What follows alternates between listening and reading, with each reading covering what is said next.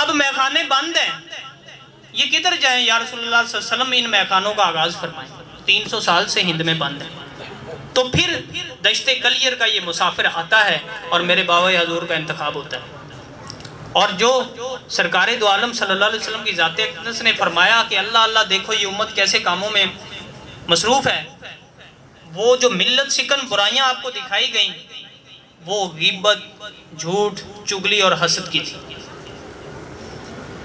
غیبت، چگلی، جھوٹ اور حسد کی تھی، کیونکہ یہ وہ ملت شکن برائیاں ہیں جب یہ کسی قوم کو اپنی آغوش میں لے لیتی ہیں، گھیر لیتی ہیں، تو پھر ان کو کسی اور بیرونی دشمن کی ضرورت نہیں رہتی، پھر وہ اپنے لیے کافی ہوتے ہیں، پھر ان کو کسی دشمن کی ضرورت نہیں ہوتی، کیونکہ ان کی تلواروں کے رخ پھر آپس میں ہو جاتے ہیں، ان کے نیزے، ان کے تیر پھر غیروں پہ نہیں برستے، پھر وہ فولاد کفر کے لیے نہیں ہوتے، پھر وہ آپس میں فولاد بنتے ہیں، اور پھر وہ ابر ریشم جو آپس میں ہونا چاہیے تھا، نرمی کا لیول وہ ختم ہو جاتا ہے، وہ رخصت ہو جاتا ہے۔ تو اس لیے بابا حضور نے یہ منشور دیا، جھوٹ، غیبت، چگلی اور حسد ترک کر کے ہی امت کو اس کی سرفرازی شان مل سکتی ہے اور اس کو حکومت عنان عنایت کی جا سکتی ہے۔ جب تک یہ آپس میں دستوں گریباں ہیں اس وقت تک جماعتیں بڑی ہو سکتی ہیں، گروہ بڑے مضبوط ہو سکتے ہیں، لیکن امت کی جو امتیازی شان ہے اور جو ایک شرف ہے وہ ان کو نصیب نہیں ہو سکتا، کیونکہ غیبت خور، آپ نے فرمایا، بابا حضور نے فرمایا غیبت خور حرام خور ہوتا ہے۔ شیخ سعدی ایک سفر میں جو ہے نا اپنے والد گرامی کے ساتھ تھے، اور گلستان سعدی میں آپ نے یہ واقعہ بیان کیا کہ خانقاہ پہ، اللہ والوں کی خانقاہ پہ آپ گئے اور وہاں پہ رات گزاری۔ پچھلے پہر میں اللہ والے اٹھتے ہیں اور اٹھ کر وہ تہجد کی نماز پڑھتے ہیں، تو آپ بھی اٹھے، آپ کے والد گرامی بھی اٹھے، وقت گزر گیا۔ فجر کے بعد آپ اپنے والد گرامی سے عرض کرنے لگے کہ حضور والد گرامی کہ یہ دیکھیں خانقاہ پہ لوگ آئے ہوئے ہیں، اپنے گھروں کو چھوڑ کے آئے ہوئے ہیں، اللہ اللہ کرنے آئے ہوئے ہیں، لیکن یہ تہجد کے لیے اٹھے ہی نہیں ہیں، تہجد کے لیے اٹھے ہی نہیں ہیں، یہ کیسے لوگ ہیں؟ تو آپ کے والد گرامی نے جو فکرہ ارشاد فرمایا نا، سنہری حروف میں لکھے جانے کے قابل ہے۔ آپ نے فرمایا کہ کاش تو بھی سویا ہی رہتا، کاش تو بھی نہ اٹھتا، تو بھی سویا ہی رہتا، مگر اپنے ان مسلمان بھائیوں کی غیبت نہ کرتا، اپنے ان مسلمان بھائیوں کی غیبت نہ کرتا، اور اس سے بہتر تھا تو بھی سویا رہتا۔ سرکار دو عالم صلی اللہ علیہ وسلم کی حدیث سے مبارکہ پہ جب ہم غور کرتے ہیں نا، اصل میں ہم سرسری انداز میں گزار دیتے ہیں، ہم اس کی گہرائیوں میں نہیں جاتے، وہ جو اس کے اندر مقصود چھپا ہوتا ہے وہاں تک بس اوقات پہنچ نہیں پاتے، جس کی وجہ سے پھر اندھیرا رہتا ہے۔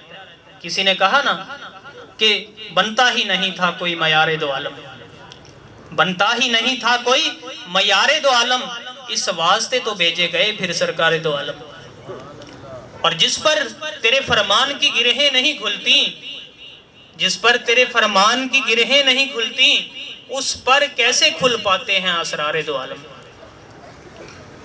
اور ہر نقش ہے اس پیکر ذیشاں کا مکمل، ہر نقش ہے اس پیکر ذیشاں کا مکمل، آذر یہی شاہکار ہے شاہکار دو عالم۔ تو جب تک آپ کے فرمان کی گرہیں نہیں کھلتی رستہ نہیں ملتا۔ آپ غور فرمائیں، سیدہ عائشہ صدیقہ رضی اللہ تعالیٰ عنہ موجود ہیں، اور آقا دو عالم صلی اللہ علیہ وسلم کی بارگاہ میں جو ہے نا ابو داؤد شریف میں یہ حدیث مبارکہ ہے، ایک عورت آئی، ان کا قد ذرا جو ہے نا چھوٹا تھا، تو سیدہ عائشہ صدیقہ رضی اللہ تعالیٰ عنہ نے اشارہ فرمایا کہ یا رسول اللہ صلی اللہ علیہ وسلم ٹھنگنے قد کی ہے، چھوٹا قد ہے۔ تو آپ نے فرمایا عائشہ آپ اللہ کے محبوب کے اس فرمان پہ غور کریں، نقطہ سمجھ آ جائے گا، مقصود حاصل ہو جائے گا۔ آپ نے فرمایا عائشہ تیرا یہ جو ایک بول ہے نا، اگر دریاؤں میں ڈال دیا جائے نا تو اس کی رنگت کو تبدیل کر دے، اس کی رنگت کو تبدیل کر دے، کہ یہ ایسا بول ہے اور تو نے اس کی غیبت کی۔ سرکار دو عالم صلی اللہ علیہ وسلم کے دور مبارک میں اس کی بدبو ہوتی تھی، اور محسوس ہوتی تھی جب کوئی جھوٹ غیبت چغلی کا شکار ہوتا تھا، اس حرام کا مرتکب ہوتا تھا تو اس کی بدبو ہوتی تھی اور جس سے باقی سارے کراہت محسوس کرتے تھے۔ آج اس لیے نہیں ہے کیونکہ ہر طرف اس کو مشغلہ بنایا گیا ہے۔ تو ملت شکن اس برائی میں جب مبتلا امت ہو گئی تو پھر اپنی امتیازی شان، ہیبت، سطوت کھو بیٹھی۔ یہ تو وہ تھا کہ اقبال صاحب فرماتے ہیں کہ ہر لحظہ ہے مومن کی نئی آن نئی شان، گفتار میں کردار میں اللہ کی برہان، قہاری و غفاری و قدوسی و جبروت، یہ چاروں عناصر ہوں تو بنتا ہے مسلمان۔ اور آگے آپ فرماتے ہیں کہ یہ راز کسی کو نہیں معلوم کہ مومن، یہ راز کسی کو نہیں معلوم کہ مومن، قاری نظر آتا ہے حقیقت میں ہے قرآن۔ قاری تو صرف نظر آتا ہے، حقیقت میں ہے قرآن۔ اس کی عظمتیں چیک کریں۔ اور پھر آگے آپ فرماتے ہیں کہ جس سے جگر لالا میں ٹھنڈک ہو وہ شبنم، جس سے جگر لالا میں ٹھنڈک ہو وہ شبنم، دریاؤں کے دل جس سے دہل جائیں وہ طوفان۔ یہ تو وہ ہے جب آپس میں ہوتا ہے تو یہ تو جگر لالا کی ٹھنڈک ہوتا ہے، اس کا رہنا تو آپس میں تو یہ خوشبو بانٹتا ہے، یہ اسودگی کا باعث بنتا ہے۔ لیکن جب یہ کفر کے مد مقابل آتا ہے تو پھر یہ دریاؤں کے سینے چیر دیتا ہے۔ اور ایک جگہ پہ آپ فرماتے ہیں نا کہ دلوں کو مرکز مہر و وفا کر، حریم کبریا سے آشنا کر، جسے بخشی ہے نانے جویں تو نے اسے بازو حیدر بھی عطا کر۔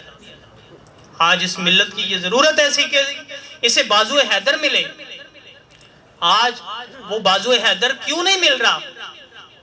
کیونکہ غیبت خور، چغل خور، جھوٹ، اس میں مبتلا ہے امت۔ سرداری کس کو دی جائے؟ بابا حضور طالبان طریقت کے لیے اس میں فرماتے ہیں کہ ان سب کو اپنے سے دور ہٹا، ان سب کو اپنے سے دور ہٹا، ان میں ایک بھی تیرا طالب نہیں، ان میں کوئی ایک بھی تیرا طالب نہیں، یا پھر بتا ان میں سے کوئی ایک بھی ایسا ہے جس نے تیری غیبت ہی نہ کی ہو، جس نے تیری غیبت ہی نہ کی ہو، تو ان کو دور ہٹا، ان میں سے ایک بھی تیرا طالب نہیں۔ امت اپنی امتیازی شان کھو بیٹھتی ہے، سرداری کھو بیٹھتی ہے۔ تاریخ اٹھا کے دیکھ لیں، جب امت نے یہ ملت شکن جو منکرات کو اپنایا ہے تو اس کے بعد سرداری نہیں انہیں ملی۔ اندلس میں 800 سال اسپین میں حکومت کرنے والی مسلمان قوم جب ان کا شرازہ بکھرا تو کس وجہ سے بکھرا تھا؟ آپس میں ہی بدگمانیاں بنی نا، آپس میں ہی غیبت چغلی کا بازار گرم ہوا۔ ہندوستان کی تاریخ اٹھائیں اور ہندوستان کے مسلمان بادشاہوں کا، سلاطین وقت کا جائزہ لیں، وہ کب زوال پذیر ہوئے؟ اسی ملت شکن، انہی ملت شکن منکرات میں مبتلا ہو کر۔ بابا حضور نے فرمایا کہ حاسد کبھی سردار نہیں ہو سکتا، حاسد کبھی سردار نہیں ہو سکتا، اور بزدل کو سرداری زیب نہیں دیتی۔ حاسد کبھی سردار نہیں ہو سکتا اور بزدل کو سرداری زیب نہیں دیتی۔